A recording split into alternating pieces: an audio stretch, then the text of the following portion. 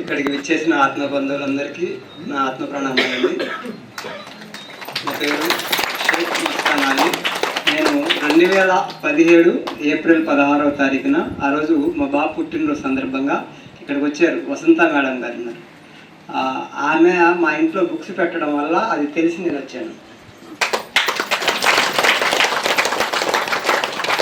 అయితే 2017 ఏప్రిల్ 16 వచ్చిన తర్వాత ముందు ఒక వారం శాకాహారిగా మారాను.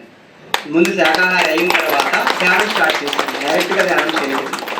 2016 ఏప్రిల్ 16 వస్తే ఏప్రిల్ 22 వరకు పూర్తిగా శాకాహారిగా నేనేం తినకూడదని నిర్ణయించుకొని అప్పటి నుంచి ధ్యానం చేయడం మొదలుపెట్టాను. అలా ధ్యానం చేస్తూ ఉంటే మార్పులు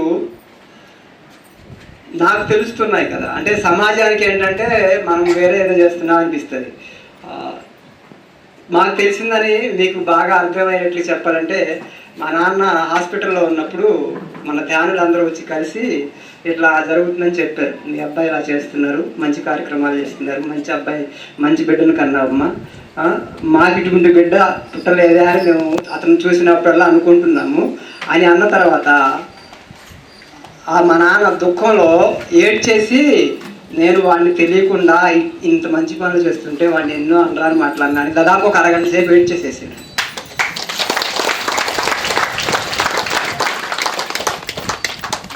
ఇప్పుడు మా అమ్మ కూడా చెప్తూ ఉంటాడు, వాడు వెళ్ళే మార్గం కరెక్ట్, మనం వెళ్ళలేకపోతున్నాం కానీ వాడు కరెక్ట్గానే ఉన్నాడు. అంటే ఫస్ట్ నాకు జన్మనిచ్చిన తల్లిదండ్రులకి నేను ఒక సత్య మార్గంలో ఉండటం వల్ల వాళ్ళ రుణం తీర్చుకునే అవకాశం వచ్చింది నాకు. ఈ తర్వాత మిగతావన్నీ కూడా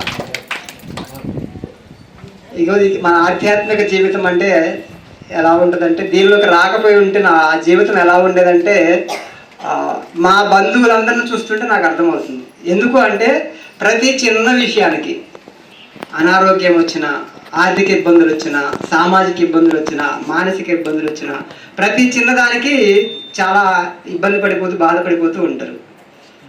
అంటే మనం ధ్యానం చేయడం వల్ల స్థితప్రజ్ఞత అనేది మనకు పెరుగుతుంది. వాళ్ళకి అది లేదు. ఇప్పుడు ఏది వచ్చినా సరే మన జీవితాన్ని మనమే కదా ఎంచుకొని వచ్చాము అని మనం దాన్ని ధ్యానంలోకి రాకముందు ఏంటంటే అన్నీ బాధగా, ఇవన్నీ నా బాధలు అని చెప్పి అనుకుంటాం. ఇప్పుడు ఈ వీటిని ఆనందంగా అనిపించడం మొదలుపెట్టాం.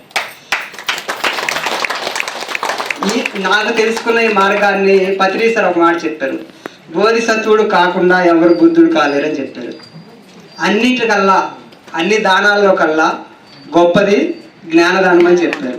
అలాగే దీని తర్వాత ఇంకొకటి కూడా చెప్పారు, ఆచార్యుడి గురించి వివరించారు. ఆచార్యుడు అంటే సరైన అర్థం ఏంటయ్యా అంటే, యాచనోతి ఆచరతి ఆచారేతి ఆచార్య అని చెప్పారు. అంటే యాచించడం అంటే ఎవరు యాచిస్తారు? యాచకుడు అంటే అడుక్కోవడం అనమాట. జ్ఞానాన్ని ఎవరైతే అడుక్కుంటారో, అడిగి తెలుసుకుంటారో, అది తెలుసుకున్న జ్ఞానాన్ని తూచా తప్పకుండా పాటిస్తారో, పాటించిన దాన్ని ఎదుటివారికి బోధిస్తారో, బోధించి వారిని కూడా ఆచార్యులుగా తయారు చేస్తారో వాళ్ళే నిజమైన ఆచార్యులు అని చెప్పారు. అంటే నా లక్ష్యం ఏంటంటే ఫైనల్గా నాకు లోపల అది స్థిరపడిపోయింది. అంటే ముందు మనం ఆచరించాలి, ముందు మనం సరైన మార్గం తెలుసుకోవాలి, ఆచరించాలి, ఆచరించిందే వాళ్ళకి చెప్పాలి. ఇన్ఫర్మేషన్ మనకి భారతదేశంలో జ్ఞానం అనేది చెప్పాలంటే మనకి జన్మలు కూడా సరిపోవు. కొత్తగా నాకు తెలిసి మనం ఏం కనిపెట్టింది ఏం లేదు. ఆల్రెడీ ఉన్నదాన్ని తెలుసుకోవడానికి మన జన్మ సరిపోవు. కాబట్టి ఏదైతే గురువు గారి ద్వారానో, పెద్దల ద్వారానో, మనం చదువుకున్న ద్వారానో ఎలాగో తెలుసుకున్నామో దాన్ని పాటిస్తేనే కదా. పాటించకుండా ఎంత ఇన్ఫర్మేషన్ తెలిసినా ఏముంది. నా జీవితంలో మాత్రం నేను ఒక సరైన మార్గంలో ఉన్నాను. ఈ రోజు ఇప్పుడు ఒకవేళ మరణం సంభవించింది అనుకోండి, హ్యాపీ. అసలు ఎందుకు మరణానికి ఎందుకు బాధపడతారో అర్థం కాదు నాకు. ఎందుకంటే ప్రతి మనిషి పుట్టినవాడు చావక తప్పదు. ఒక చిన్న పిల్లవాడిని వాళ్ళ తాతయ్య చనిపోతే వాళ్ళ నాన్న ఏడుస్తున్నాడంట. ఆ పిల్లవాడికి 5 సంవత్సరాలు. చూసి వచ్చి అన్నాడంట, ఇప్పుడు నాన్న చనిపోయాడు, మీ ఎందుకు ఏడుస్తున్నావు అంటే, నాన్న చనిపోయాడు కదా అని. అవును, పుట్టినవాడు చనిపోతాడు కదా, తప్పకుండా చనిపోతాడని నీకు తెలియదా? మరి తెలిసి ఎందుకు ఏడుస్తున్నావు? ప్రిపేర్ కావాలి కదా. ఏదో మీ నాన్న ఒక్కడే భూమి మీద చనిపోయినట్టు పెట్టి ఏడుస్తున్నావని అడిగాడంట. అనేటప్పటికీ ఏడు చేయబడి కూడా ఆపేసేసాడు. ఆ దుఃఖం ఎడిపోయిందో, ఇదేంటి వీడు చిన్నపిల్లవాడు ఈ మాటలో మాట్లాడుతున్నాడు అంటే ఆ చిన్న పిల్లవాడికి ఉన్నంత జ్ఞానం చిన్నపిల్లవాడు ప్రిపేర్ అయి ఉన్నాడు ఆల్రెడీ, కానీ పెద్ద అయినా తండ్రి అయినా కానీ ప్రిపేర్ కాలేదు. అంటే మనము జీవితంలో అన్నీ సహజమే అనేది ఈ ఆధ్యాత్మికతలోకి రావడం వల్ల తెలిసింది. ఇంకా బెస్ట్ ఎగ్జాంపుల్ ఏమైనా సహా చెప్పారు, మొన్న విన్నాను. ఈ అందరూ చాలామంది వచ్చేస్తున్నారు అని చెప్పి ఈ చాలామంది అందరూ అనేదాన్ని ఫాలో అవుతున్నారు. అందరూ అనేవాళ్ళు ఎక్కువ మూర్ఖులే ఉన్నారయా అని చెప్పారు.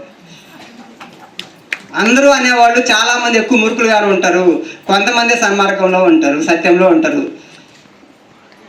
అని చెప్పారు. అంటే ఎక్కువ మందిని ఫాలో అవ్వడం అది నా జీవితంలో ఏం ఎక్స్పీరియన్స్ అయిందంటే బెస్ట్ ఎక్స్పీరియన్స్ నాకు. నేను వైన్ షాప్లో వర్క్ చేసేటప్పుడు నాకు అంతమంది మందు తాగేవాళ్ళు ఉన్నారని తెలియదు. బ్యాంక్ ఎంప్లాయీ మందు తాగుతాడు, టీచర్ మందు తాగుతాడు, ఈవెన్ రాజకీయవేత్తలు ప్రతి ఒక్కరు, అంటే వీళ్ళందరూ కూడా మందు తాగుతున్నారు. అంటే 100కి 95 మంది పైన మందు తాగుతున్నారు. సరే తాగుతున్నారు, అదేనా మంచి అలవాట? ఎక్కువ మంది తాగుతున్నారు కదా. అలాగే నేను దానికి ముందు మా నాన్న ఈ chicken stall, mutton stall run చేసాడు. దానికి నేను ఆయనకి బాగా హెల్ప్గా ఉండేవాడిని. అక్కడ కూడా ఎక్కువ మంది వస్తూ ఉండేవాళ్ళు. అది కరెక్టా? అంటే మందు తాగడం ఎక్కువ మంది 100లో 95 మంది తాగుతున్నారని కరెక్ట్ అవుతుందా? 100లో 90 మంది మాంసం తింటున్నారని కరెక్ట్ అవుతుందా? కాదు కదా. ఎక్కువ మంది చేశారు కాదు. దానికి సార్ చెప్పింది ఏంటంటే సత్యము ఎవరు చెప్పినా మారదు. ఒకటి చెప్పినా సత్యమే, లక్ష్మణ్ చేసిన సత్యమే, ఎవరు చేయకపోయినా సత్యం సత్యంగానే ఉంటుంది. ఇక్కడ మందితో సంబంధం లేదు. వాళ్ళు చేశారని మనం చేయడం కాదు, సత్యం సత్యంగా ఉంటుంది. నువ్వు సత్యంలోకి వస్తే నీకే లాభం, కానీ సత్యానికి ఏం కాదు కదా. అలాగే ధ్యానం కూడా అంతే. ధ్యానంలోకి రావడం వల్ల మనలో మనం ఉద్ధరించుకోవడానికి ధ్యానంలోకి వచ్చాం, కానీ చాలామంది ధ్యానంకి వచ్చిన తర్వాత నాకు టైం సరిపోవట్లేదు అంటారు. సరిపోవట్లేదు అంటే ధ్యానం నువ్వు ఉద్ధరించుకోవడానికి ధ్యానం చేయాలా? ధ్యానాన్ని మనం ఉద్ధరిస్తున్నాం కాదు కదా. ఓకే, అంటే మనకి ఇంకా ధ్యానం గురించి సరి అయిన జ్ఞానం రాలేదు, ఆత్మజ్ఞానం గురించి సరి అయిన జ్ఞానం రాలేదు. ఇక లాస్ట్గా ఏంటంటే అన్ని దుఃఖాలకు ప్రధానమైన కారణం అజ్ఞానం అని చెప్పారు. ఈ అజ్ఞానం అనేది దేనివల్ల పోతుంది? ధ్యానం చేయడం ద్వారా, సజ్జన సంగత్యం ద్వారా, ఆచరించడం ద్వారా మనలో మార్పులు వచ్చి మనము జీవితంలో ఎదుగుతాం. ఇది నాకు ప్రాక్టికల్గా కొన్ని బాగా అర్థమయ్యాయి. పెద్దలు, అనుభవజ్ఞులు అందరూ ద్వారా తీసుకోవడం ద్వారా ఎక్స్పీరియన్స్ అయ్యాను. కాబట్టి నా ఈ అనుభవాన్ని పంచుకోవడానికి ఇచ్చిన గొప్ప అవకాశాన్ని మీ అందరికీ కృతజ్ఞతలు తెలియజేసుకుంటూ ఇక్కడ దాకా మా విన్నపాన్ని స్వీకరించి వచ్చి ఈ కార్యక్రమాన్ని విజయవంతం చేసినందుకు మీ అందరికీ శిరస్సు వంచి కృతజ్ఞతలు. Thank you.